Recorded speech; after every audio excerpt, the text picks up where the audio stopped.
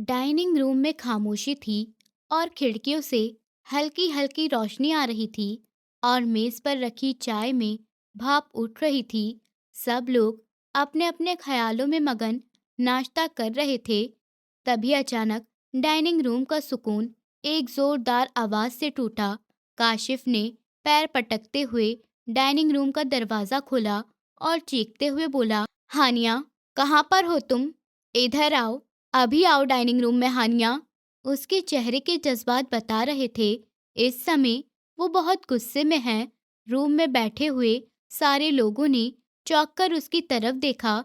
हैरत और खामोशी कमरे में छा गई थी। काशिफ पूरी तरीके से तैयार था। शर्ट के बटन पूरे लगे थे, टाई भी बंधी हुई और जूते चमकते हुए लग रहे थे। लेकिन ऑफिस जाने से पहले लेकिन ऑफिस जाने से पहले कोई तूफान खड़ा करना जरूरी था और ये उसकी रोज की बात थी। मगर आज उसके अंदाज से साफ झलक रहा था कि ये लड़की जिसे वो पुकार रहा है कि वो आज उसके हाथों नहीं बचेगी।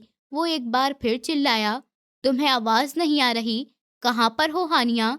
अगर मैं तुम्हारे पास आ गया, ऊपर वाले की कसम, तुम्हारी टांगे तोड़ दूंगा। तभी शबीना बेगम फौरन अपनी जगह से खड़ी हुई। उन्हें मामले की गहराई का एहसास हो गया था, इसलिए वो उसके पास आई तो उसी पल हानिया कमरे में आ गई। उम्र 20 साल और चेहरे पर घबराहट की लकीरें, आंखों में एक डर छुपा हुआ।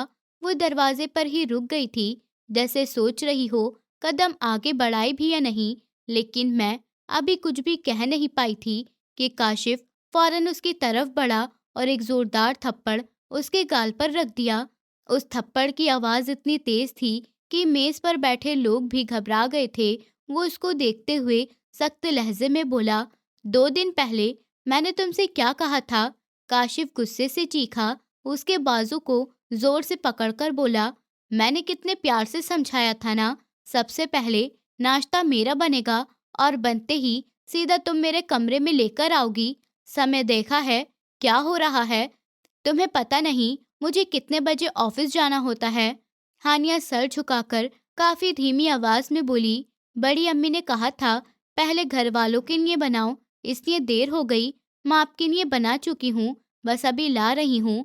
प्लीज मारे मत। डर के मारे उसकी जान निकल रही थी। उसे बिल्कुल भी अंदाजा नहीं था कि उसकी एक छोटी सी गलती उसकी जान के लिए आफत बन जाएगी। अभी वो कुछ कहती, लेकिन इससे पहले काशिफ का गुस्सा और ज्यादा भड़क उठा। उसने जोर से उसे पीछे की तरफ धकेला और बोला, ये नाश्ता तुम ही खा लो। तुम्हारे अंदर थोड़ी सी भी शर्म नहीं है? जब एक बार पति कह दे कि हर काम समय पर चाहिए तो तुम्हारी समझ में क्यों नहीं आता? तुम्हारे ये हाथ किसी दिन जला दूंगा मैं। तुमने मुझे परेशान कर दिया, फिर अकल ठिकाने पर आएगी। तुमने मुझे परेशान कर दिया है। कभी कभी तो गुस्सा आता है कि तुम जैसी लड़की से शादी ही क्यों की थी, जो मेरी जान पर सिर्फ अजाब है और मेरे टुकड़ों पर पल रही है। अजाब हो सिर्फ तुम हमारे लिए। ये सुनकर हानिया का चेहरा पीला पड़ गया था। वो अपनी नजरें जमीन पर जमाए खड़ी थी। उसे समझ ही नहीं आ रहा था कि वो क्या बोले। काशिफ के शब्द उसके दिल को छन्नी कर रहे थे। उसकी आंखों में आंसू तैरने लगे, लेकिन उसकी हिम्मत नहीं थी कि वो पल के झटका दे, क्योंकि वो जानती थी कि सामने खड़े इंसान को उसका रोना जहर लगता है। इसलिए उसने हर मुमकिन कोशिश करके अपने आप को संभाल रखा था। काशिफ उसके झुके सर को देखकर बोला, ये सर झुकाकर मेरे सामने खड़ी मत होया करो। मेरी गर्दन के बराबर सर रखोगी वरना तोड़ दूंगा तुम्हारी गर्दन। तुम ये हरकतें करके मेरे गुस्से को बढ़ा देती हो। सुबह सुबह तुमने मेरा मूड खराब कर दिया। हानिया धीमी और सहमी हुई आवाज में बोली, मैं भी नाश्ता लेकर आती हूँ। आप कमरे में इंतजार करें, ऐसे भूखे नहीं जाइए। मैं अपनी बात पर शर्मिंदा हूँ। अब दोबारा ऐसी गलती नहीं होगी। सबसे पहले नाश्ता आपको ही दूंगी। अगर नहीं दे सकी तो जल्दी उठ जाऊंगी। लेकिन काशिफ ताने वाली हंसी में बोला, भाड़ में गया तुम्हारा नाश्ता, और तुम खुद खा लो। मुझे कुछ नहीं चाहिए। तुम जैसी लड़की के हाथ के नाश्ते से बेहतर है मैं कैंटीन से कुछ खा लूं। कम से कम मुझे सुकून तो मिलेगा। पता नहीं किस मिट्टी की बनी हो जो हमेशा मेरे गुस्से का शिकार हो जाती हो। ये कहकर वो कमरे से बाहर निकल गया और कमरे में दोबारा खामोशी छा गई। लेकिन अब ये सुकून पहले से ज्यादा डरावना था। हानिया कुछ देर तक वहीं खड़ी रही। सबकी नजरें उसी पर जमी थीं, लेकिन कोई बोल नहीं सकता था। सबको पता था कोई उसकी मदद करेगा तो उस मासूम के लिए और मुश्किल हो जाएगी। इसलिए किसी ने कुछ नहीं करा और अपने नाश्ते पर ध्यान दिया। उसने अपने आंसू साफ किए, अपने आप को संभाला और आहिस्ता आहिस्ता किचन की तरफ बढ़ गए। कदम ऐसे थे जैसे जमीन उसे अपनी तरफ खींच रही हो। आंखों से आंसू अभी बह रहे थे, लेकिन उसने खुद को कमजोर नहीं दिखाई दिया। किचन में जाकर उसने बर्तन धोने की कोशिश की, लेकिन उसके हाथ कपकपा रहे थे। कप में डालते हुए चाय गिर गई थी। मैं अपनी आंखों के आंसू को साफ करते हुए बोली, बस थोड़ा सब्र कर लो, ऊपर वाला बहुत बड़ा है, तुम्हें यहाँ से जरूर निकाल देना, तुम्हें यहाँ से जरूर निकाल देगा। तुम यहाँ कभी नहीं रहोगी, बस हिम्मत करो। बाहर डाइनिंग रूम में बैठे हुए लोग एक दूसरे को देख रहे थे। सबके दिल में सवाल थे, लेकिन जुबानें बंद। सब जानते थे कि ये रोज का किस्सा है और खुद ही दब जाएगा। और नाश्ता पूरा होते ही डाइनिंग टेबल पर बर्तनों की आवाज बाकी थी और किसी के दिल की धड़कनों को दबा रही थी। धीरे धीरे समय बीता जा रहा था। दोपहर 2 बजे। कमरा खामोश था। दरवाजे आगे खुले हुए थे। धूप की लकीर फर्श पर पड़ रही थी, मगर उस कोने तक नहीं पहुंच रही थी जहां हानिया खामोश और सिमटी हुई बैठी थी। घुटनों को सीने से लगाए, बाल बिखरे हुए, आंखें सूजी हुई और चेहरे पर आंसुओं के निशान साफ दिख रहे होते हैं। सारे काम से निपटकर अब कमरे में आई थी, मगर कमरे में आते ही उसके आंसू बहने लगे थे। धीरे धीरे सिसक रही थी, जैसे हर सिसक के साथ दिल की टूट फूट बाहर आ रही हो। 3 साल पुरानी यादें एक एक करके उसके दिमाग में आ रही थीं। उसके माँ बाप का अचानक एक्सीडेंट होना और फिर बड़ी अम्मी के हाथ में अपनी किस्मत का कागज आ जाना। उन्होंने उसको उसी दिन जैसे अडॉप्ट कर लिया था, लेकिन 40 दिन बाद उसकी शादी अपने बेटे से करवा दी थी। तब से ही वो दोनों माँ और बेटे के जुल्म का शिकार हो रही थी। उसे समझ ही नहीं आता था कि वो लोग उसे किस बात की सजा देते हैं, जबकि वो हमेशा उन लोगों के सामने झुककर रहती थी, उनकी हर बात मानती थी। इसके बाद भी उसको हर गलती के लिए गलत ठहराया जाता था। अभी वो अपने जख्मों के दर्द में डूबी हुई थी। तभी अचानक दरवाजा जोर से खुला। वो चौंक कर सीधी हुई और घबराकर दरवाजे की ओर देखा। सामने शबीना बेगम खड़ी थी, आंखों में गुस्सा और जबान में जहर लिए। वो भारी कदमों से कमरे के अंदर आई और ताना देने वाले लहजे में बोली, बहा लिए टेसू, कोस दिया मुझे और मेरे बेटे को, अब बस भी करो, उठो और जाकर खाना बनाओ। यहाँ रोने धोने से कुछ नहीं मिलेगा। ये घर है, कोई आश्रम नहीं। तुम रानी या शहजादी नहीं हो। सारे काम तुम्हें करने पड़ेंगे और मार भी खानी पड़ेगी जब गलती करोगी। इसलिए अपने आप को मजबूत कर लो और ये टेसू बहाना छोड़ दो। किसी दिन काशिफ ने तुम्हें रोते हुए देख लिया, याद रखना लड़की, वो तुम्हारी चमड़ी उधेड़ देगा। और जिस तरह आज तुमने मेरे बेटे को भूखा भेजा है ना, आज के बाद ऐसा हुआ तो मैं तुम्हें जिंदा नहीं छोड़ूंगी। तुम्हें अभी मेरे गुस्से का पता नहीं है। सब जानते हैं आज मेरा बेटा भूखा गया है और ये बात मुझे किसी भी तरह बर्दाश्त नहीं है। हानिया कपकपाती हुई खड़ी हो गई, नजरें जमीन पर थीं। वो हिचकिचाते हुए बोली, बड़ी अम्मी, मैं तो पहले उनके लिए ही नाश्ता बना रही थी, लेकिन आपने उसकी बात सुनकर शबीना बेगम ने फौरन अपने कदम बढ़ाए। उसके करीब आकर गुस्से में बोली, चुप, जबान लड़ा रही हो, 2 लगा दूंगी अभी अगर मेरे आगे ज्यादा बड़बड़ाई तो। शर्म लिहाज सब खत्म हो गया है तुम में से। अगर मैंने तुमसे कहा था कि घर वालों का ख्याल करो, लेकिन इसका मतलब ये नहीं था कि मेरे बेटे को तुम भूल जाओ। हमेशा याद रखना हानिया, पूरी दुनिया तुम्हारे लिए दूसरे नंबर पर है और मेरा बेटा हमेशा पहले नंबर पर रहना चाहिए। सजा की हकदार होगी तुम और तुम्हें बचाने वाला भी कोई नहीं होगा। हानिया एकदम पीछे हट गई और दीवार से जाकर लग गई। आंखों में दहशत पड़ गई थी। उसके होठ कपकपा रहे थे, लेकिन उसकी हिम्मत नहीं हुई कि वो कुछ कहे। शबीना बेगम ने आंखें तंग करके उसको घूरा और चिल्लाते हुए बोली, याद रखो, तुम्हारे माँ बाप के मरने के बाद हमने तुम्हें पाला है, तुम्हें रहने को छत दी, तुम्हारे खर्च सब कुछ हमने करे हैं। और तुम्हें क्या मिला?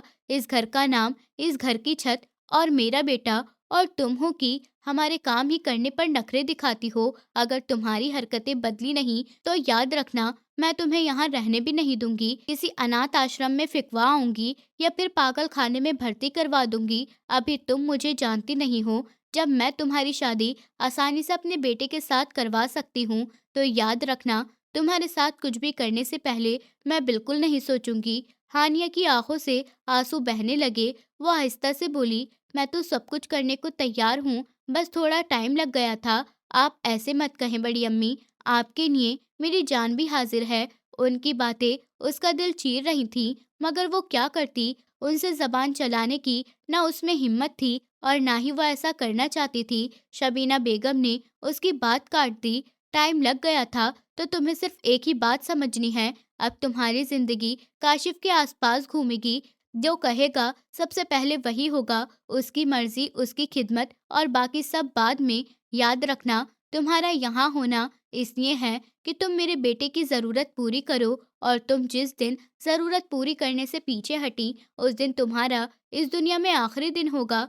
समझ आई? हानिया सिसकते हुए फौरन बोली, जी, आप जैसा कहेंगी वैसा ही होगा। मैं वादा करती हूँ, आप कभी शिकायत का मौका नहीं दूंगी। मैं इस मामले को जल्दी से जल्दी खत्म करना चाहती थी। उसके अंदर हिम्मत नहीं थी कि वो उनकी कड़वी बातें सुन के शबीना बेगम ने ताने वाली हंसी हंसी और बोली, बस यही अकल चाहिए। तुमने कभी ये नहीं सोचा तुम्हारे लिए कोई दूसरा रास्ता खुला है। हमने तुम्हें अपनाया है, तुम्हारी डोर हमारे हाथ में है। भूल जाओ तुम्हारी भी कोई मर्जी है। मैं उसके पास आकर नजरों से उसकी कमजोरी को टटोलते हुए बोली, अब जल्दी से जाकर दोपहर का खाना तैयार करो। मेरा बेटा भूखा गया है। आज मेरा दिल चाह रहा है तुम्हारा गला दबा दूं। तुम अपनी हरकतें ठीक कर लो, वरना कल ये सब्र भी खत्म हो जाएगा और तुम्हें ऐसी नींद सुलाऊंगी कि उठ ही नहीं पाओगी। ऊंची आवाज में बोलो। हानिया सर झुकाकर हल्की आवाज में बोली, जी, अभी बना देती हूँ। शबीना बेगम उसे निकालते हुए बोली, चलो निकलो, अब ज्यादा ड्रामा नहीं और ये रोना धोना बंद करो। ये कहकर वो दरवाजे की तरफ बढ़ गई और कमरे में दोबारा खामोशी छा गई और हानिया दोबारा दीवार से टेक लगाकर खड़ी रह गई थी। आंसू उसके लगातार बह रहे थे, मगर आवाज नहीं थी। उसने धीरे से अपनी आंखों को साफ किया और दबे कदमों से किचन की तरफ जाने लगी, जैसे अपने आप को घसीट रही हो। टाइम धीरे धीरे बीतता जा रहा था और शाम को हवा चल रही थी। सूरज ढल रहा था और रोशनी कमरे के पौधों के पत्तों पर सुकून पैदा कर रही थी। हानिया झुकी हुई सूखे पत्ते झाड़ू समेट रही थी। उसके माथे पर पसीना आ रहा था और दुपट्टा कंधों से फिसलकर जमीन को छू रहा था। कोठी के उस हिस्से में आम तौर पर कोई नहीं आता था। यही उसके सांस लेने की एक छोटी सी जगह थी। जब भी मैं परेशान होती या किसी उलझन का शिकार होती थी, तो वो यहाँ आकर बैठ जाती थी। गार्डन बहुत गंदा लग रहा था, मगर आज उसे ये जगह बहुत गंदी लग रही थी, जिसकी सफाई में वो करीब 1 घंटे से लगी हुई थी। अभी वो कचरा समेट कर एक तरफ करती। इसी दौरान टेबल पर रखा उसका मोबाइल बजने लगा। उसने सर उठाया और हाथों को दुपट्टे से साफ किया और जल्दी से मोबाइल उठा लिया। स्क्रीन पर नाम देखकर दिन में पहली बार उसके होठों पर हल्की सी मुस्कुराहट आई। ऐमन, उसकी खाला की बेटी और उसकी सबसे पसंदीदा दोस्त। उसने मोबाइल कान से लगाया, अभी हेलो कहने ही वाली थी कि ऐमन की आवाज आई, बताओ, मैंने तुम्हें अभी फोन क्यों किया है? अगर आज तुमने बता दिया तो पक्का मैं आज तुम्हारे घर पर पिज्जा डिलीवर कर आऊंगी। जल्दी से बताओ। ऐमन के होठों पर हल्की सी हंसी आई। वो बेंच पर बैठे हुए मुस्कुराकर बोली, यकीनन आपने अपनी और मंगेतर की लड़ाई सुनाने के लिए ही फोन करा होगा, और मैडम के पास इस बात के अलावा कोई बात होती ही कब है? कोई ना कोई पंगा ही किया होगा इस दफा भी आपने, और सारी गलती नदीम भाई पर डाल रही होंगी। ऐमन हंसते हुए बोली, इतने भी कोई अच्छे नहीं हैं। तुम्हारे भाई पूरे बने बने फुप्पो की तरह हैं। वैसे पगली, हर टाइम तुम्हें मैं लड़ाई की बातें क्यों सुनाती रहूंगी? कुछ कुछ खबरें भी दूंगी ना। आज भी वही देने के लिए तुम्हें फोन किया है। उसकी आवाज बता रही थी कि वो कितना खुश है। हानिया की आवाज में एक्साइटमेंट आ गई। बेबी, बोलो, हाँ प्लीज, कुछ खुशी की खबर सुना ही दो। मेरे कान तरस गए हैं अच्छी बात सुनने को। वैसे जब भी देखो कोई ना कोई बुरी खबर ही मिलनी होती है। ऐमन बात करते हुए जोर से बोली, दरअसल मेरी और नदीम की लड़ाई हो गई थी, लेकिन इस बार ये बात बड़ों तक पहुंच गई और उन्हें लगा हम इसी तरह लड़ते-लड़ते रिश्ते को खराब कर देंगे, इसलिए वो लोग अब हमारी शादी करवा रहे हैं। मुझे बताना था, 2 दिन बाद अब मेरी शादी फिक्स होने वाली है। शादी की डेट देखी जा रही है और सब लोग बहुत बड़ा प्रोग्राम बना रहे हैं। तुम्हें ज़रूर आना है। तुम एक ही तो मेरी खाला की बेटी हो। मुझे अंदाज़ा नहीं था कि हमारी इस लड़ाई के बदले मुझे इतनी बड़ी खुशी मिल जाएगी। मैं तुम्हें बता नहीं सकती मैं इस टाइम कैसा महसूस कर रही हूँ। ऐसा लग रहा है जैसे मैं हवाओं में उड़ रही हूँ। हानिया के दिल में खुशी की लहरें लहर गईं। वो धीमी आवाज़ में बोली, बहुत बहुत मुबारक हो ऐमन। ऊपर वाला तुम्हारी खुशियों को और डबल करे और तुम्हें हर बुरी नज़र से बचाए। मैं सच में बहुत खुश हूँ तुम्हारे लिए। अम्मी होती तो वो भी बहुत खुश होती, बल्कि वो तो खुशी से नाचती। आखिर तुम उनकी लाडली जो थी। वो सच में दिल से उसके लिए खुशी महसूस कर रही थी। वो ऐसी ही थी, दूसरों की खुशी में खुश होने वाली, मगर उसकी खुद की खुशी में आग लग चुकी थी। ऐमन फौरन बोली, अच्छा तो तुम बताओ, आ रही हो ना शादी में? ज़रूर आऊंगी। मैंने सबसे कह दिया है कि मेरे सबसे खास कजिन शादी में ज़रूर आएगी। अगर तुम नहीं आई तो मैं शादी की तारीख ही नहीं तैयार होने दूंगी। और तुम मुझे अच्छी तरह जानती हो, जो जो बात मैं तय कर लेती हूँ वो करके ही दम लेती हूँ। हानिया कुछ देर खामोश रही और फिर उसकी नजरें उस जगह के कोने में गिरी मिट्टी पर जम गई थी। उसके दिल की धड़कन जैसे सुस्त हो गई थी। फिर वो उदासी से बोली, ऐमन, मैं मजबूर हूँ। मुझे तुम्हारी खुशी का अंदाजा है और जो तुम्हारे दिल में मेरे लिए प्यार है उसका भी पता है, मगर मैं वाकई में बेबस हूँ। काशिफ और बड़ी अम्मी आने नहीं देंगे। उन्होंने साफ कह दिया है, मैं तुम लोगों से कोई रिश्ता नहीं रखूंगी। अम्मी के जाने के बाद सब कुछ बदल गया है। पहले जैसा कुछ नहीं रहा। मैं जैसी थी वैसी नहीं हूँ। दूसरों की मर्जी पर अपनी जिंदगी गुजार रही हूँ। अब तुम इस बात से अंदाजा लगा लो कि मेरी जिंदगी में क्या कुछ हो चुका है। फोन के दूसरे किनारे पर ऐमन की आवाज में गुस्सा आ गया। तुम्हारा पति अजीब है यार। तुम्हारी सास भी पता नहीं किस बात की सख्ती करती रहती हैं कि तुम्हें इस तरह कैद कर रखा है। ये जिंदगी है या सजा? हालांकि तुमने उन लोगों को कभी नुकसान नहीं पहुंचाया और ना ही कभी गलत बात की, और ना ही तुम्हारी अम्मी उन लोगों से ज्यादा उलझती थी। इसके बाद भी ये लोग तुम्हारे साथ ऐसा सुलूक क्यों करते हैं? हानिया बोली, मुझे कुछ भी नहीं पता।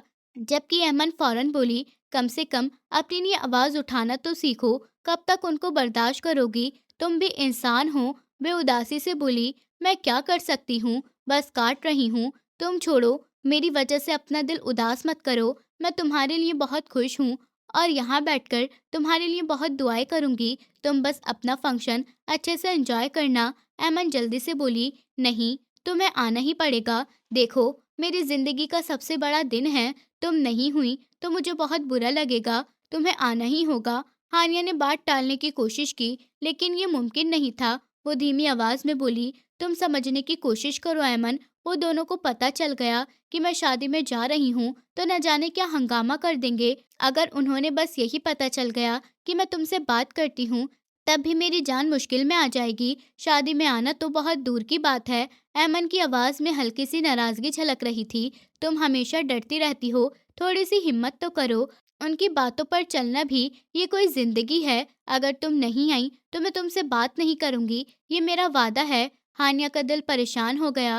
वह अपने मोबाइल को मजबूती से थामी रही और फिर आहिस्ता से बोली, अच्छा, मैं कोशिश करूंगी लेकिन वादा नहीं करती। ऐमन कहने लगी, कोशिश नहीं, आना है। मैं तुम्हारा इंतजार करूंगी। तुम्हारे बिना मेरा दिन अधूरा रहेगा। हानिया का दिल कपकपा रहा था। दुआ करो सब ठीक हो जाए। कॉल खत्म हुई तो हवा पहले से ज्यादा संजीदा लगने लगी थी।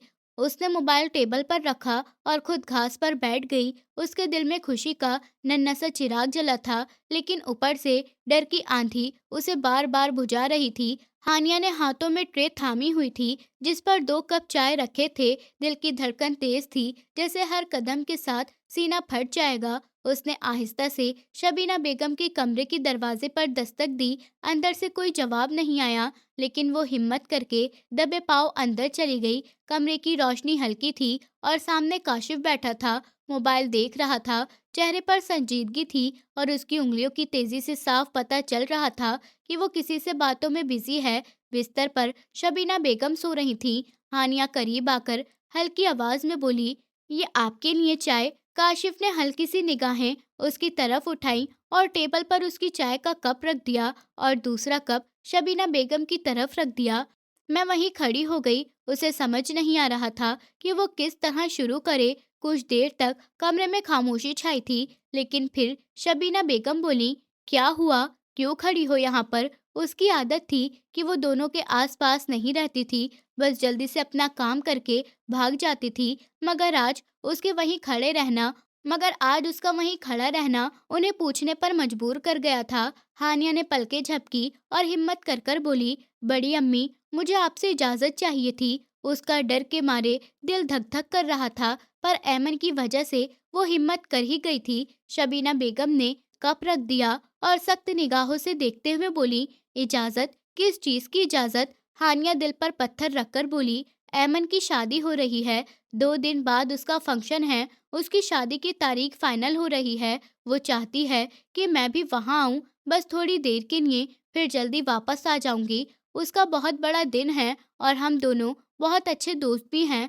अम्मी उसे बहुत पसंद करती थी। मैं थोड़ी देर वहाँ रुकूंगी। जैसे ही तारीख तय होगी, उसे मिठाई खिलाई जाएगी। मैं फौरन वापस आ जाऊंगी। प्लीज मुझे जाने दीजिए। काशिफ ने मोबाइल एक तरफ फेंका और झटके से सीधा होकर बैठ गया। उसकी आंखों में गुस्से की चमक और आवाज तेज थी। वो उसे देखते हुए बोला, तुम्हें कितनी बार कहा है मैंने उन लोगों से कोई रिश्ता नहीं रखना, फिर भी तुम्हें समझ क्यों नहीं आती? पिछली बार भी मैंने तुमसे कहा था कि उन लोगों के नंबर ब्लॉक कर दो, मगर तुम्हें मेरी बात समझ में नहीं आती, है ना? मेरी बातें तुम्हें मजाक लगती हैं। हानिया डरते हुए लहजे में बोली, वो मेरी बहन जैसी है, जिद कर रही थी। बस एक बार जाने दीजिए, मैं जल्दी वापस आ जाऊंगी। मेरा खून है, मेरी माँ की बहन की बेटी है। आप ऐसा मत करें, मेरी अम्मी को तकलीफ होगी। काशिफ ने हाथ जोर से मेज पे मारा। चाय की प्याली उछल गई। बहुत शौक है उन लोगों से रिश्ता रखने का। जब अम्मी को मरने के लिए भेजा था, तब तकलीफ नहीं हुई थी। ये शब्द तीर की तरह उसके दिल में लगे थे। वो उसको देखते हुए फिर बोला, बहुत शौक है वहां जाने का, तो अभी निकलो इस घर से और सीधा उन्हीं के पास जाकर रहो। जब वो लोग तुम्हें नहीं रखेंगे और जलील करके तुम्हें घर से निकालेंगे, जब तुम्हें एहसास होगा। हानिया की आंखों में आंसू तैरने लगे। उसने कदम पीछे हटा लिए और फिर बोली, मैं तो सिर्फ आपसे इजाजत मांग रही थी। प्लीज एक बार जाने दीजिए। उसकी जान मुश्किल में थी, लेकिन ऐमन की वजह से और खुद को मुसीबत में डाल रही थी। शबीना बेगम तेज आवाज में बोली, ये नखरे तुम्हारे घर पे चलते होंगे, यहाँ नहीं। हमने तुम्हें पाला है, तुम्हारा खर्चा उठाया है। ये दुनिया तुम्हारा घर है और तुम्हारा पति। बाकी सब रिश्ते भूल जाओ। काशिफ गुस्से से बोला, अगर कभी तुमने उन लोगों का नाम लिया तो याद रखना, इस घर में तुम्हारी कोई जगह नहीं होगी। निकाल दूंगा मैं इस घर से तुम्हें, फिर भटकती रहना सड़कों पर। हानिया बेबस होकर रोते हुए बोली, मैं वादा करती हूँ जल्दी वापस आ जाऊंगी, सिर्फ 1 घंटे के लिए। काशिफ ने उसकी बात काट दी, मेरी बात सुनाई नहीं दी तुम्हें? खत्म करो ये जिद। तुम्हारी जगह मेरे कमरे और किचन के बीच है। बाकी ख्वाब देखना छोड़ दो और अब जाओ यहाँ से। शबीना बेगम गुस्से से बोली, ये तुम्हारी आखिरी वार्निंग है। अब अपनी जबान काबू में रखो, वरना अच्छा नहीं होगा। उसके होठ कुछ कहना चाह रहे थे, मगर उसकी आवाज नहीं निकली। उसने सर झुका लिया और खामोश रह गई। आंसू आंखों से बह निकले, लेकिन वो कुछ नहीं बोली। काशिफ ने दोबारा फोन उठा लिया, जैसे सारा मामला खत्म हो चुका हो। शबीना बेगम ने चाय की घूंट भरी और बेड पर टेक लगा ली। कमरे में दोबारा खामोशियां लौट आईं। हानिया ट्रे हाथ में लेकर हल्के कदमों से दरवाजे की ओर बढ़ी। उसके कदम हल्के थे, लेकिन उसके दिल के अंदर शोर मचा हुआ था। दरवाजे से बाहर निकलकर उसने खामोशी से आंसू साफ किए, जैसे अपनी हार पर मोहर लगा दी। लेकिन उसका दिल उदास हो गया था। काशिफ के शब्दों ने उसे बहुत तकलीफ दी थी। रात का आखिरी पहर था। कमरे में हल्की सी रोशनी जल रही थी, जो बस इतना सा उजाला कर रही थी कि सोफे पर बैठी उसकी झलक दिखाई दी। बाहर की खामोशी अंदर की उदासी से अलग थी। वो सोफे पर बैठे दुपट्टे के पहलू से आंखों के बहते हुए आंसू बार बार साफ कर रही थी, पर आंसू तो रुकने का नाम ही नहीं ले रहे थे। उसके होठ हिल रहे थे, पर आवाज दबे दबे अंदाज में निकल रही थी। फिर धीरे धीरे थोड़ी तेजी आ गई और टूटे हुए दिल के साथ ऊपर वाले से बातें कर रही थी। ऊपर वाले, ये सब मेरे साथ ही क्यों होता है? क्या मैं इंसान नहीं हूँ? क्या मेरे दिल में कोई दर्द नहीं होता? वो सिसकियों के बीच बोल रही थी, माँ बाप का मर जाना, ये बोझ औलाद के लिए कितना सख्त होता है। आप तो जानते हो, मैंने ऐसा कौन सा गुनाह करा था जिसकी सजा मुझे ऐसे मिल रही है। उसकी आवाज रोनिहाई हो गई थी और आसमान की तरफ हाथ उठाकर रो रही थी। मेरी सिर्फ इतनी सी गलती थी कि अपनी इज्जत बचाने के लिए, अपनी खुशी के, अपनी सालगिरह का सामान लेने के लिए उनको भेजा था। अगर तूने उनको अपने पास बुला लिया तो उसमें मेरी क्या गलती थी? मुझे कसूरवार क्यों ठहरा रहे हैं लोग? मुझे ही क्यों बुरा भला कहते हैं? दरअसल 3 साल पहले दोनों पति पत्नी को जबरदस्ती उसने ही अपनी सालगिरह पर सामान लेने के लिए भेजा था, पर वापसी में उनका एक्सीडेंट हो गया और इसलिए पूरा खानदान उसे अपने ही माँ बाप की मौत का जिम्मेदार ठहराता था। उसके आंसू गालों से बह बहकर दुपट्टे पर गिर रहे थे। वो बोली, क्या वो मेरे माँ बाप नहीं थे? क्या उन्हें खोना मेरा इम्तिहान नहीं था? फिर भी उन लोगों को मुझ पर रहम क्यों नहीं आता है? ताई मुझे इंसान क्यों नहीं समझती? क्यों हर वक्त ऐसे बर्ताव करती हैं जैसे मैं कोई बोझ हूँ या कोई जानवर? उसकी आवाज़ धीरे धीरे तेज हो रही थी। वो मेरा दिल नहीं देखती हैं, मेरा दर्द नहीं देखती, बस रोक टोक, सख्तियाँ, ताने। क्या मैं जिंदा इंसान नहीं हूँ? मुझे कभी मुस्कुराने का हक नहीं, कभी कोई खुश होने का लम्हा नहीं। वो अपनी हथेलियों में चेहरा छुपाकर रोने लगी। मैं क्या करूं? मैं कब तक यही सहती रहूंगी? मैंने किसका क्या बिगाड़ा है? मैं क्यों उनके गुस्से और नफरत का निशाना बनी हुई हूँ? काश मेरी अम्मी होती, वो मुझे समझती, मुझे सीने से लगा लेती। लेकिन अब तो कोई भी मेरा दुख नहीं सुनता है। मैं अकेली हूँ, मेरा कोई नहीं है। वो हिचकी में डूबी हुई थी, फिर एकदम से खामोश हो गई। आंखें आसमान की तरफ उठाकर बोली, मैं बस इतना चाहती हूँ कि तू मुझे सुकून दे दे, उन लोगों को दिल नरम कर दे,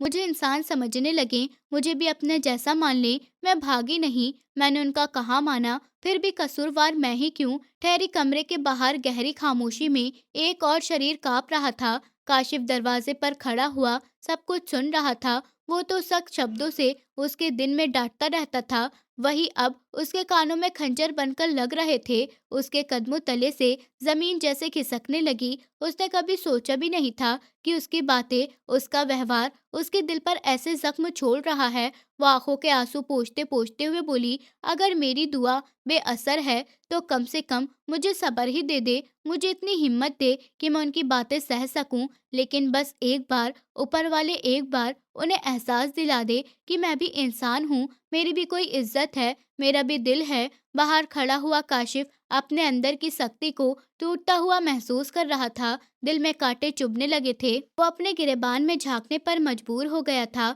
कि एक लड़की को उसने किसी दर्द में धकेल दिया है। उसके कानों में उसकी सिसकियां गूंजती रहीं और दिल में एक अजीब सी बेचैनी उतरती गई।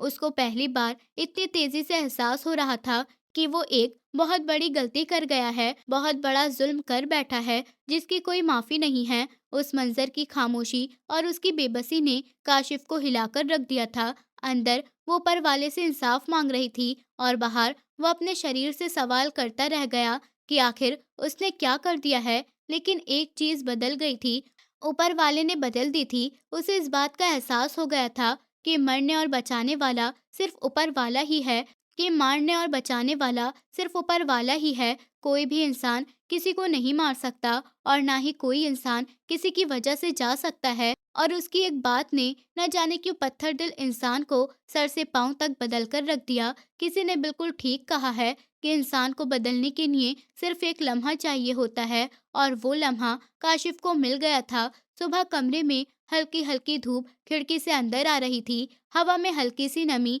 और साबुन की खुशबू घुल रही थी, जैसे कि अभी नहाकर आया हो। हानिया ने नाश्ते की ट्रे हाथ में लिए हुए धीरे धीरे कदमों से काशिफ के कमरे की तरफ बढ़ रही थी। दरवाजे पर पहुंचकर धीरे से दस्तक दी तो अंदर से फौरन ही आवाज आई कि हानिया, अंदर आ जाओ और मेरी शर्ट भी प्रेस कर दो। उसके लहजे में वही हुक्म देने वाली शक्ति थी। हानिया ने दिल ही दिल में गहरी सांस ली और सर झुकाए हुए कमरे में दाखिल हुई। जैसे ही नजर सामने गई तो दिल उछलकर हलक में आ गया था। काशिफ शीशे के सामने खड़ा हुआ था, पर शर्टलेस। वो घबराकर तेजी से चेहरे को दीवार की तरफ मोड़ते हुए बोली, ये क्या, ऐसे कैसे खड़े हैं आप? शर्ट पहन लीजिए प्लीज। काशिफ के होठों पर शरारत भरी हंसी दौड़ गई थी। वो उसको चिढ़ाते हुए बोला कि तुम प्रेस करोगी तभी तो पहनूंगा मैं। हानि अपने कांपते हुए हाथों से आगे बढ़ी, ट्रे मेज पर रखी और निगाहें झुकाए जल्दी से बोली, मैं स्टोर रूम से प्रेस लेकर आती हूँ। उसकी आवाज बेहद दबी हुई और कांपती हुई थी, जैसे हर शब्द पर हिम्मत जुटा रही हो। वो उसके नजरों से बचने के लिए अभी पलटी ही थी कि काशिफ की गहरी आवाज गूंज गई, तुम ये बात मत भूलो कि तुम मेरे निकाह में हो।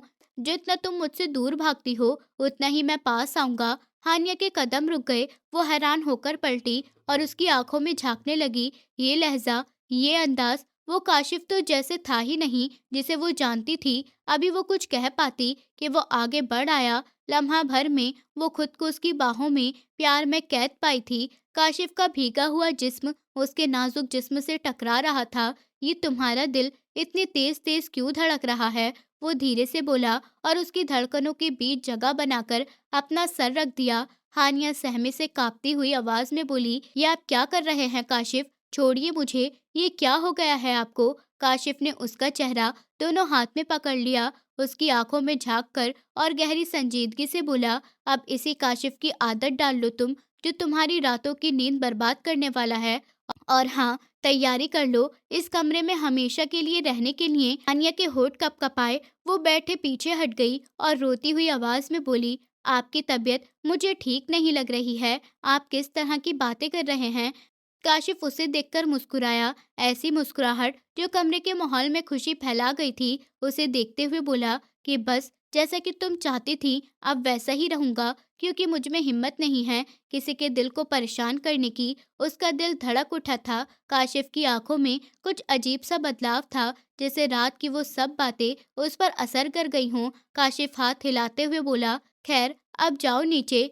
इजाजत मिलते ही हानिया ने एक पल की भी देर नहीं लगाई। वो बिजली की रफ्तार की तरह दरवाजे की तरफ चली गई और कमरे से बाहर निकल गई। उसके जाते ही काशिफ ने उसके भागने के अंदाज पर चेहरे पर मुस्कुराहट ले आया और सोफे पर बैठते हुए सर को झुकाए टिक गया। उसकी हंसी में अजीब सा सुकून और थकान दोनों ही शामिल थे, जैसे किसी ने उसके दिल में लगे हुए भारीपन को दीवार को हल्का सा हटा दिया हो। शाम की स्याही चारों तरफ फैल गई थी। कमरे में हल्की हल्की रोशनी जल रही थी। मेज पर रखा छोटा सा लैंप कोने कोने को हल्के उजाले में नहला रहा था। हानिया बिस्तर के कोने पर टांगे समेट कर बैठी हुई थी और हाथ में एक नॉवल पकड़े हुए थी। बाहर शाम की ठंडी हवा खिड़की के पर्दों को धीरे धीरे हिला रही थी। अचानक से दरवाजे पर दस्तक की आवाज गूंज गई। वो चौंक गई थी और जल्दी से किताब एक तरफ रखकर देखा।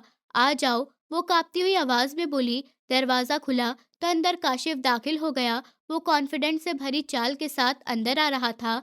हानिया उसको देखते ही घबराकर खड़ी हो गई। हाथ फौरन से दुपट्टे के पहलू पर चले गए और धीरे से बोली कि कुछ चाहिए था आपको, आप कब आए हैं और इतनी जल्दी? काशिफ ने एक पल के लिए उसको देखा, फिर दरवाजा बंद करके कमरे में कदम रखा। उसकी आंखों में आज वो शक्ति नहीं थी जो अक्सर झलकती थी, बल्कि वो नरम लहजे में बोला, अभी आया हूँ तुम्हारी वजह से, तैयार हो जाओ, मैं तुम्हें एमन के प्रोग्राम में लेकर जा रहा हूँ। लेकिन एक बात याद रखना, रात में तुम मेरे साथ वापस आ जाओगी।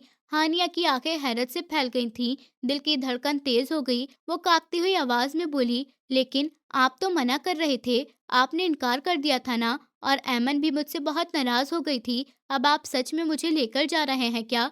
काशिफ हल्की मुस्कुराहट के साथ उसके पास आया और सर हिलाते हुए बोला, हाँ भाई, जब तो आया हूँ, वरना तुम्हें लगता है कि मैं इतनी जल्दी ऑफिस से आ सकता था? हानिया का दिल खुशी से झूम उठा और हैरत भी होने लगी थी। उसके होठों पर एकदम दुआ जैसे शब्द आ गए, ऊपर वाला खैर करे काशिफ। वो पास आकर हल्की आवाज में बोली थी, एक बात याद रखना, रात को फौरन से वापस आ जाना जैसे ही मैं इशारा करूंगा। और हाँ, सर अच्छी तरह से ढककर चलना, लाइट मेकअप करना और ज्यादा तेज रंगों को पहनने की जरूरत नहीं है।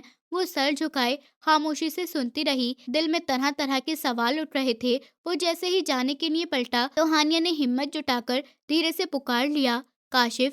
काशिफ रुक गया और मुड़कर उसको देखा। वो झिझकते हुए बोली कि आपको क्या हुआ है? आप तो वैसे थे ही नहीं, इतने नरम, इतने ज्यादा ख्याल रखने वाले। कुछ हुआ है क्या? वो उलझी हुई सी बोल रही थी। काशिफ ने नजरें उस पर डाली और हल्की सी मुस्कुराहट अपने होठों पर लाते हुए बोला, तुम चाहती थी ना कि मैं नरम हो जाऊं, तो बस अब हो रहा हूँ, इतना ही काफी है तुम्हारे लिए, तैयार हो जाओ। ये कहकर वो कमरे से बाहर निकल गया। दरवाजा धीरे से बंद हुआ तो हानिया कुछ लम्हे वहीं पर खड़ी उसकी पीठ को देखती रही, जिसे यकीन नहीं आ रहा हो कि वो यही काशिफ है जो कल तक सिर्फ सख्ती और हुक्म से बात करता था। फिर उसके चेहरे पर धीरे धीरे खुशी भरी मुस्कुराहट उभर गई। वो दिल ही दिल में ऐमन का सोचकर और अपने बदलते हुए हालात को देखकर शुक्र करने लगी थी। आंखों में हल्की सी चमक आ गई। वो जल्दी से अलमारी की तरफ बढ़ी, दुपट्टा ठीक करा, शीशे के सामने खड़ी होकर अपने बाल संवारने लगी। होठों पर एक खुशी उभरी, एकदम मुस्कुराहट खिल रही थी। आज इतने टाइम बाद उसको लगा जैसे जिंदगी ने थोड़ा सा रुख बदलना शुरू कर दिया है। कमरे में अब अकेलापन नहीं था, बल्कि हानिया के दिल में उम्मीद की एक किरण रोशन हो गई। पूरे फंक्शन में वो चहकी हुई थी। अगली सुबह का सूरज पूरी तेजी से रोशन हो रहा था। डाइनिंग रूम में सुबह की रोशनी बड़े शीशों से अंदर आ रही थी। मेज पर नाश्ता सजा हुआ था। चाय की खुशबू पूरे कमरे में फैली हुई थी। काशिफ अखबार एक तरफ रखे हुए सुकून भरे अंदाज में कुर्सी पर बैठा हुआ था। हानिया खामोशी से उसके सामने खड़ी, झुके हुए सर के साथ नाश्ता उसके टेबल पर डाल रही थी। अभी वो प्लेट आगे कर रही थी कि सामने बैठी अफशा अजीब लहजे में बोली, भाई को नाश्ता देकर मुझे भी नाश्ता दे देना। तुम्हारी वजह से रोज यूनिवर्सिटी में लेट हो जाती हूँ। वो उसके चाचा की बेटी थी। हानिया के हाथ कांप कर रह गए। उसने नजरें झुका ली, कुछ कहने ही वाली थी कि काशिफ ने अखबार मेज पर पटक दिया और तेज लहजे में बोला, क्यों भाई, तुम्हारे हाथ पाँव नहीं है क्या जो तुम उसके ऊपर हुक्म चला रही हो? अफशा ने चौंक कर भाई को देखा। उसकी आंखों में हैरत और नाराजगी दोनों थे। भाई, मैंने तो बस ऐसे ही कहा था, क्योंकि रोज यही तो नाश्ता देती है। काशिफ ने सख्त नजरों से उसको घूरा और बोला कि तुम भूलो मत, ये मेरी बीवी है। भाभी कहा करो उसको। ये हानिया क्या होता है तुम्हारे मुंह से? ये बेइज्जती मैं बर्दाश्त नहीं करूंगा। कमरे का माहौल अचानक से संजीदा हो गया। शबीना बेगम, जो चाय का घूंट भर रही थी, रुक गई और हैरानी से बेटे को देखने लगी। दूसरे सब घर वाले भी खामोश हो गए थे, जैसे यकीन नहीं आ रहा हो कि ये वही काशिफ है जिनकी आदत सब जानते थे। अफशा ने धीरे से नजरें झुका ली और बर्तनों को छूने लगी। उसने कुछ कहना चाहा था, पर भाई के तेवर देखकर खामोश हो गई। हानिया की हालत और भी ज्यादा नाजुक हो गई। वो हैरान भी थी और अंदर ही अंदर दिल में एक अनजानी खुशी भी जाग रही थी। कोई पहली बार उसकी साइड ले रहा था। उसके हाथ हल्के से कांप रहे थे, पर चेहरे पर कुछ कहने की हिम्मत नहीं थी। काशिफ ने उसके हाथ से चम्मच लिया, प्लेट एक तरफ खिसका दी और उसको देखते हुए बोला, अब तो बहुत हो गया है। तुम रोज खड़ी होकर सबको नाश्ता देती रहती हो और आखिर में खुद दो निवाले खाकर गुजारा कर लेती हो। आज के बाद ऐसा नहीं होगा। बैठो। वो उसकी बाजू पकड़कर उसको धीरे से कुर्सी पर बैठा दिया। पूरा कमरा एक लम्हे के लिए खामोश हो गया था। हानिया ने सर झुका लिया, जैसे जमीन फट जाए और वो उसमें छुप जाए। काशिफ सख्त लहजे में लेकिन साफ अंदाज से बोला, अब से तुम मेरे साथ बैठकर नाश्ता करोगी, समझ आ गई? हानिया की आवाज बहुत हल्की थी, जैसे सांस के साथ मिली हो। जी। उसके हाथ कांपते हुए रोटी की तरफ बढ़े और वो नाश्ता करने लगी। दिल के अंदर एक अजीब सा सुकून उतर रहा था, फिर भी हैरत की लहर रुकने का नाम नहीं ले रही थी। शबीना बेगम ने गहरी नजर से दोनों को देखा और कुछ कहे बिना चाय की प्याली होठों से लगा गई। अफशा ने नजर झुकाए खामोशी बनाए रखी। कमरे में सिर्फ बर्तनों की हल्की आवाज गूंज रही थी और हानिया के दिल में पहली बार एहसास जगह बना रहा था कि शायद अब हालात बदलने लगे हैं। रात की स्याही चारों तरफ फैल रही थी। कमरे में हल्की रोशनी चल रही थी। एक तरफ छोटी मेज पर चाय का थर्मस और दो प्याले रखे हुए थे। घड़ी की सुइयां रात के 9 बजा रही थी। शबीना बेगम ऊंची वाली कुर्सी पर टेक लगाए हुए बैठी थी और सामने काशिफ कुर्सी पर सीधा होकर बैठा चाय की हल्की सी चुस्की ले रहा था। कमरे का सुकून और हल्की सी खामोशी अजीब सा रंग जमा रही थी। शबीना बेगम अपने बेटे को गौर से देखते हुए धीरे से बोली, काशिफ, ये क्या हो रहा है? इतने बदलाव, इतनी नरमी तुम्हारे लहजे में। तुम हानिया को एमन के फंक्शन में लेकर गए थे, सुबह सबके सामने उसकी साइड भी ली, और अब तक तुमने उसे एक बार भी डांटा तक नहीं। सब ठीक तो है बेटा, कहीं कुछ सोच तो नहीं रहे? उनका अंदाज बिल्कुल सादा सा था। काशिफ ने गहरी सांस ली, होठ प्यार से कप पर रखते हुए बोला कि मम्मी, हाँ मैं बदलना चाहता हूँ। जो होना था वो हो गया, और उस पर अब बार बार जख्म को रखने का कोई फायदा नहीं है। हम लोगों ने हमेशा उसको कसूरवार ठहराया है कि उसी की वजह से चाचा और चाची दुनिया से चले गए, पर सच ये है कि मौत ऊपर वाले के हाथ में ही है। ना मैं, ना आप, ना कोई और फैसला करने वाला है कि किसने किसको मारा है। इस बात की मुझे समझ आ गई है। शबीना बेगम के माथे पर सिकंज आ गई।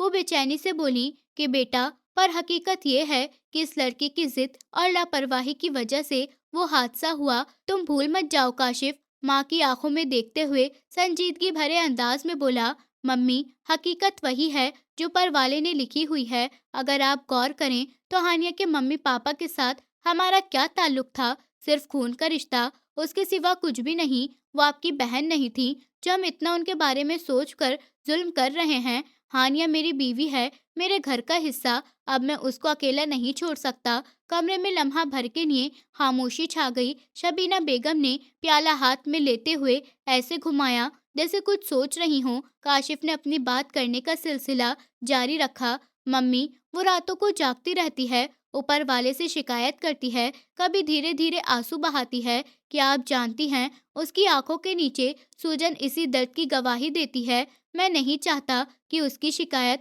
ऊपर वाले के दरबार में जाए और वो मुझे जालिमों में लिख दे। शबीना बेगम ने नजर झुका ली, पर फिर भी दखल देते हुए बोली, बेटा, तुम जज्बात में बह रहे हो। ये लड़की ही तो वजह थी तुम्हारे चाचा और चाची की मौत की। मैं कैसे मान लूं कि इसका कोई कसूर नहीं? काशिफ नरमी से बोला, कसूर को तलाशने से क्या मिलेगा मम्मी? मरे हुए वापस नहीं आएंगे। कसूर अगर तलाशी करना है तो वक्त ठहरे और फिर सोचे। कि इस लड़की ने खुद चाहा था ये हादसा हो? क्या उसने दुआ मांगी थी कि उसके मम्मी पापा इस दुनिया से चले जाएं? नहीं मम्मी, ये सब मुकद्दर था। हम सबको एक दिन जाना ही है, और वो दिन इस वक्त लिखा था। शबीना बेगम की आंखें नम होने लगी। वो धीरे से बोली, पर बेटा, तुम्हारे लहजे की ये सख्ती और नरमी एक साथ मुझे डरा रही है। क्या तुम सच में उस सब को दिल से भुला सकते हो?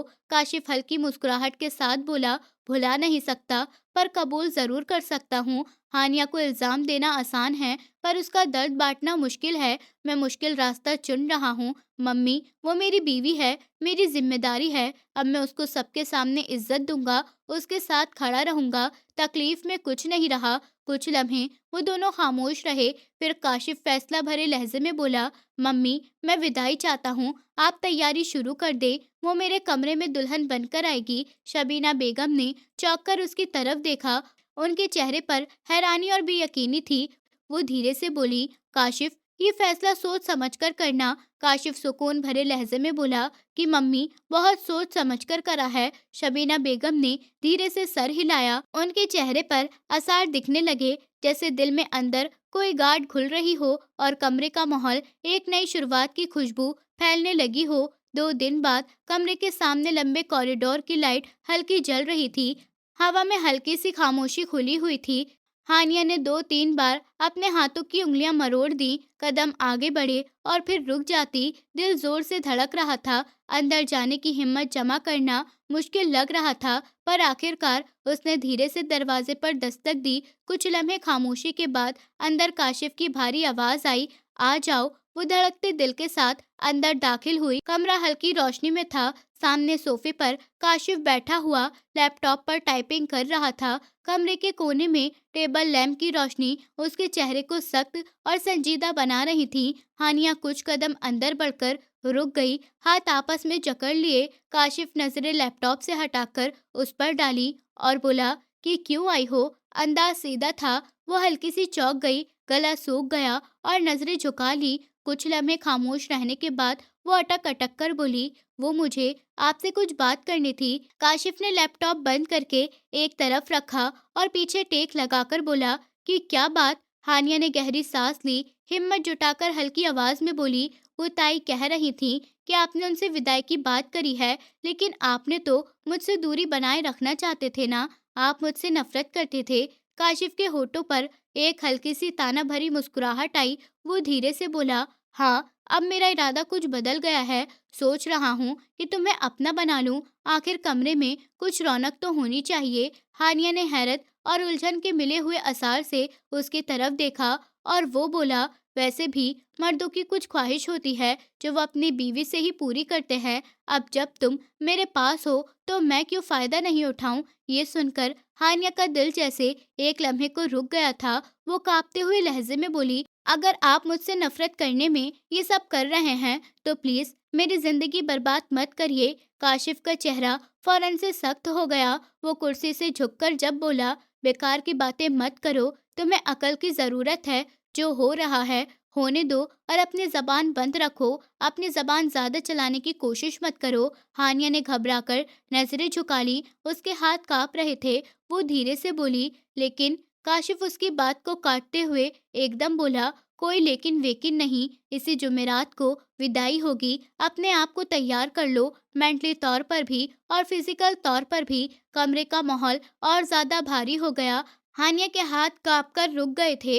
वो खामोशी से सर झुकाए खड़ी रही, जैसे उसकी हिम्मत जवाब दे गई हो। काशिफ ने दोबारा से लैपटॉप खोला, इशारा दिया कि बात खत्म हो गई। हानिया पलटी, कदम डगमगा रहे थे। दरवाजे की तरफ बढ़ते हुए उसके दिल में अजीब कश्मकश थी, डर, बेबसी और कहीं न कहीं एक अनदेखे अंजाम की धड़कन। पीछे सोफे पर बैठा काशिफ लाल चेहरे के साथ स्क्रीन पर नजर जमाए हुए था, जैसे उसने अभी कुछ कहा।